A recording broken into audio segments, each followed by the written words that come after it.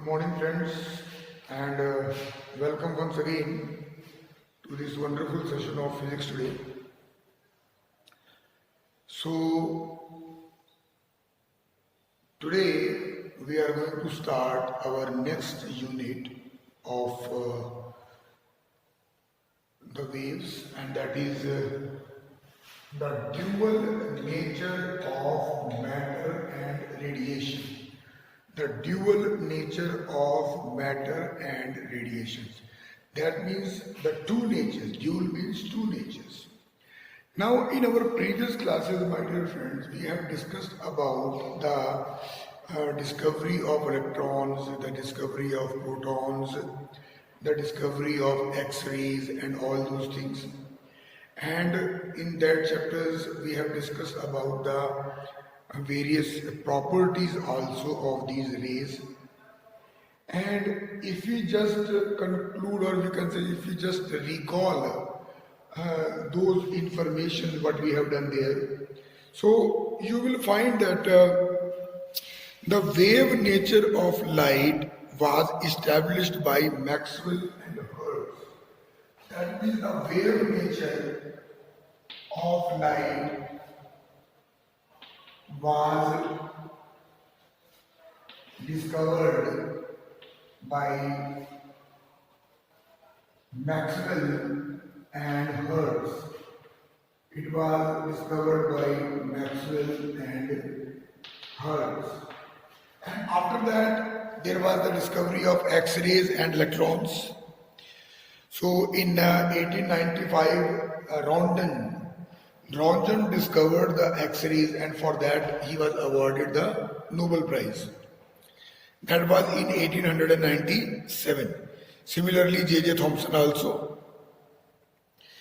Now, we will not discuss about the production of X-rays or the production of electrons here. We will directly go to the next topic. And you all know that a metal surface or a matter comprises of a lot of electrons which are free.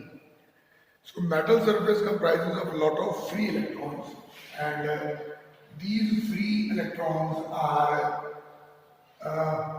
moving in random direction within the metal also and in the outer surface also.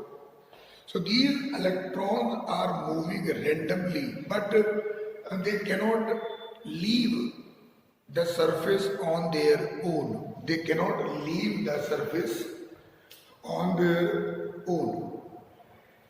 Now, and that is what is our next article, and that is called electronic emission. That is called electronic emission. So as the name itself suggests that electronic emission is the emission of the electrons from the metal surface. Electronic emission is the emission of the electrons from the metal surface. That means the electron should move out of the metal surface and then it should move in the forward direction and should go for the conductance. But what we were talking is, in general, the metals cannot allow, or because the electrons are not in a position to leave the metal surface on their own. The reason is very simple, and that reason is that as soon as the electrons which are present in the outermost shell, as soon as the electrons which are present in the outermost shell, they try to move out. On the same place, immediately what will happen? A positive charge will be developed. The moment this electron tries to move out, there will be a development of the positive charge on that point, and this electron will be then again pulled back to the surface. So immediately this electron will be pulled back to the surface, and hence it will be very difficult for this electron to move out of it. Now, if you want the electron to move exactly out of it, or you can say to leave the surface, obviously it should have an energy which is sufficient enough to overcome the pull of this positive charge which is developed. That means the moment this electron is, you can say, released, or you can say it escapes out, this electron should have the energy sufficient enough to overcome this particular positive charge, so that this charge is not able to pull it out and the electron is, you can say, released. Now, in order to have that, one thing is very sure, that on its own, the metal or the electron will not have that energy. So that means we have to provide some external energy, or we have to provide the energy from outside, so that these electrons can get that energy, and with that increased energy they will be able to escape. Now there are 3-4 methods by which we can provide the energy to these electrons so that they can move out. The first method is thermal, that means thermionic emission. Thermionic emission. Now, as the name itself is suggesting, we are talking about thermal. Thermal means heat. So, if we start heating the metal surface, now these electrons will absorb that heat energy and will be in a position to overcome this pull of the positive charge developed and can be released. So this is called thermionic emission. It means thermionic emission is the type of emission in which the electrons acquires the energy to overcome this pull of, you can say, positive charge only when we are heating that metal surface. And these type of electrons which will be released, they will be called as thermal electrons. They will be called as thermal electrons. And this emission will be thermionic emission. This is case number 1. The second method of doing the same activity is by using the light. It is by using the light. That means light means photo. So photoelectric emission. Photoelectric emission. That means in this case the electronic emission will be because of the light. So when the light of, you can say, suitable frequency or wavelength, whenever the light of suitable frequency or wavelength is allowed to fall on the metal surface, these valence electrons will acquire that energy which will be sufficient enough to overcome this pull and go out of the metal surface. So this is the second case. Thermal is the first, photo is the second. So there we are heating it, and here we are allowing the light of a suitable frequency on the metal surface. So in this case, these electrons which will be emitted will be called photoelectrons. They will be called photoelectrons.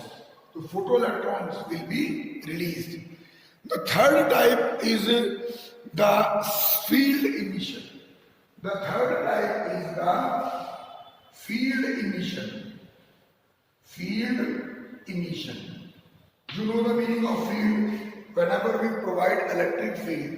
So if suppose we have a metal surface and across that if we provide a strong electric field, If you provide a strong electric field on this particular metal surface, what will happen? Due to that strong field, the electron will be released, the electron will be pulled, and this type of emission will be called as a field emission. So field emission is the process of emission of free electrons when a strong electric field is applied across the metal surface. So this is also called as cold emission. This is also called as cold emission. And the last type of emission will be called as secondary emission.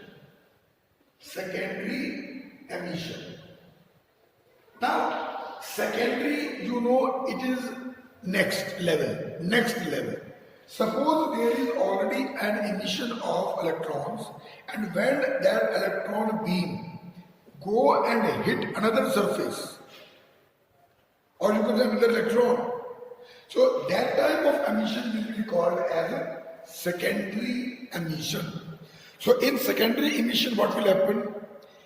In this case, the free electrons, when highly energized and when they are incident on the metal surface, they release the electrons, and that is called the secondary emission. So the process of emission of the free electrons, the process of emission of the free electrons, when a highly energetic beam of electron, when a highly energetic beam of electron is incident on the metal surface. So this highly energetic electron beam, when it will go and hit the surface, it will be able to release those valence electrons, and it will again go out and start moving further. So what we have done so far is nature of light was discovered by Maxwell and Hertz. Every metal surface has free electrons which are randomly moving in all the directions, and those free electrons cannot leave their surface on their own. So electronic emission we have discussed, it is the process of the releasing of electrons from the metal surface. But on their own, these electrons cannot come out. Reason I have explained, that the moment these electrons comes out, a positive charge is developed, and that positive charge pulls the electron back onto the metal surface. So what we have to do, first of all, we have to overcome this. We have to overcome this positive charge, or you can say the force of this positive charge. So electrons should have sufficient energy, and that energy will be provided in four cases: thermionic emission, photoelectric emission, field emission, and secondary emission. I hope this concept is clear to you. Now the next topic that we are going to discuss is work function. What do we mean by work function? Basically work function क्या होता है? It is the minimum energy. It is the minimum energy which is required to emit the electron from the metal surface. So it is the minimum energy. So work function is the minimum energy required by the free electron to just leave the metal surface. So work function is the minimum energy required by a free electron,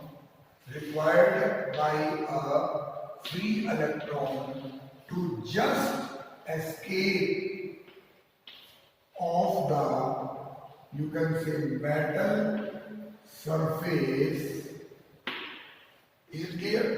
तो metal surface से बाहर आने के लिए whatever minimum amount of energy is required by the free electron, that is called as work function. That is called as work function. So it is usually denoted by W. It is usually denoted by W, and we can also call it as phi naught. So work function will be W, or I can say phi naught. Usually we will be using phi. So I hope this is clear to you, and we will continue further.